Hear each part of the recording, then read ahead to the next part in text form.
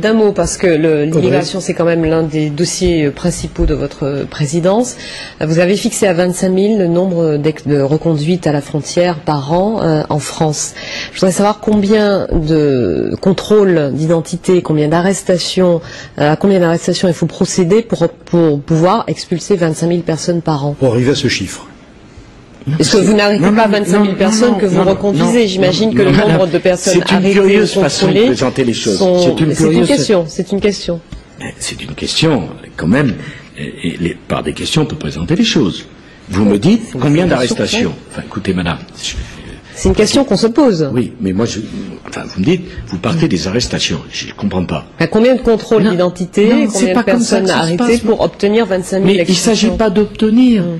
Madame. Mais c'est un objectif que vous avez fixé, Monsieur Sarkozy. Non, comment madame, on y arrive? C'est pas comme ça que ça se passe. L'objectif que j'ai fixé, c'est que les étrangers qu'on reçoit, on leur garantisse un logement, un emploi, et qu'on ne fasse pas la fortune, madame, des négriers, de ceux qui utilisent la misère humaine en disant à des pauvres gens qui n'ont rien qu'ils peuvent venir en France parce qu'il n'y a pas de contrôle et qu'on peut y faire n'importe quoi. Non, mais c'était pas ça la question, madame, c'est ma réponse, si vous me le permettez.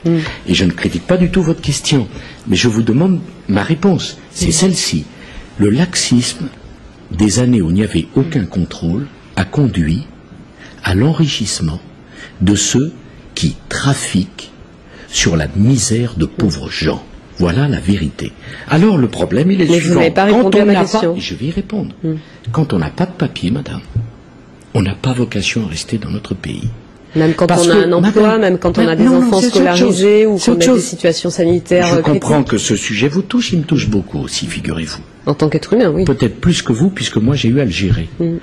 Vous le voyez en tant qu'être humain, je le suis également un être humain. Hein? J'ai un cœur, peut-être pas forcément le même que le vôtre, en tout cas il est à la même place, à gauche. Hein? Comme tous les êtres humains. Il n'y a pas d'un côté les êtres humains qui comprennent et deux autres les sans cœur. Mais il y a d'un côté ceux qui ont une responsabilité qui n'est pas facile à assumer. Si, madame, je devais donner comme consigne que tous ceux qui n'ont pas de papier restent dans notre pays, alors pourquoi ceux qui se donnent la peine d'avoir un papier, y resteraient-ils et demanderaient-ils ces papiers? Et quand vous trouvez quelqu'un qui n'a pas de papier, il a vocation à être reconduit chez lui. Parce que, madame, il y a une loi en France. Cette loi, si elle ne plaît pas, il faut la changer. Mais quand elle est là, cette loi, il faut l'appliquer. C'est le devoir de l'État. Et est-ce que vos partenaires européens sont prêts à la même, à mettre en place la même politique avec le même niveau d'exigence? Le Parlement européen,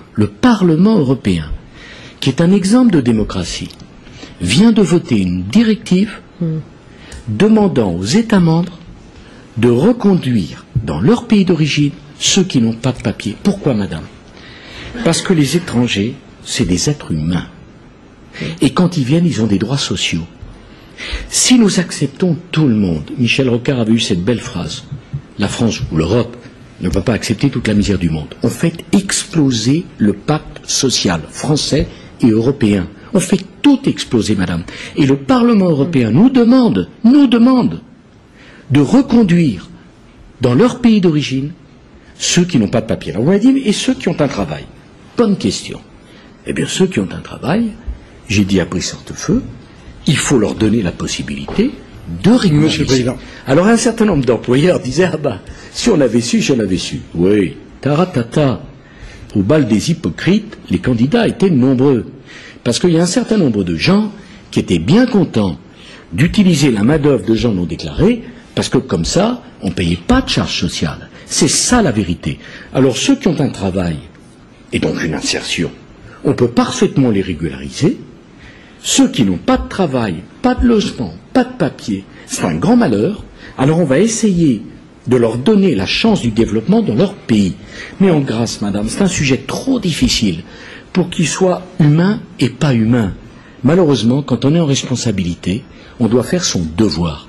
Et croyez bien que j'essaye de le faire avec le maximum d'humanité. Mais je dois prendre des décisions. Vous savez, quand il y a eu ces enfants qui serraient le cœur avec ces reportages à la télévision, où les enfants étaient scolarisés, les parents n'avaient pas de papier. Si j'avais accepté que tous les enfants, que tous les parents dont les enfants sont scolarisés aient des papiers, alors comme c'est une obligation de scolariser un enfant, Ça aurait été une obligation de donner des papiers à tout le monde, et on ne peut pas donner de papiers à tout le monde. D'ailleurs, Mme Pulvar, c'est très simple. En Europe, il y a autant de gouvernements socialistes que de gouvernements de droite ou du centre. Tous, nous nous sommes mis d'accord sur la même politique. Est-ce que vous croyez qu'aucun de nous n'a un cœur? Est-ce que vous croyez qu'aucun de nous, quand il voit les images, ça lui sert pas le cœur? Ma question n'allait pas jusque-là. Non, mais moi, ma réponse va jusque-là. Non, mais c'est important de le dire. Parce que vous-même, madame, peut-être que si j'étais à votre place, je poserais la même question. Mais vous-même, si vous étiez en charge du destin d'un pays de 64 millions d'habitants, qui a le système social le plus généreux du monde, en tout cas d'Europe, et que vous trouviez avec une pression migratoire comme ça, peut-être que vous diriez, on ne peut pas accepter tout le monde. Et comme vous ne pouvez pas accepter tout le monde, eh bien vous reconduisez ceux qui n'ont pas de papier. Hélas, ça ne veut pas dire que vous le faites le cœur gai, ça ne veut pas dire que vous vous en moquez. Monsieur le Président, vous avez été très long sur ce sujet-là. Non, c'est pas très long, c'est un sujet d'être humain. Je le comprends parfaitement. On a compris votre réponse. Oui, mais je veux sortir de la dialectique où soit on est un humain irresponsable, soit on est un responsable qui n'a pas de cœur. Sur les 32 jours de rétention, vous maintenez? Vous vous rendez compte, fantastique. Je ne les augmenterai pas. Mais vous vous rendez compte qu'en Allemagne, la rétention pour un étranger est de 6 mois? Vous savez, oui, qu'en Royaume-Uni, le berceau de la démocratie, la détention est illimitée.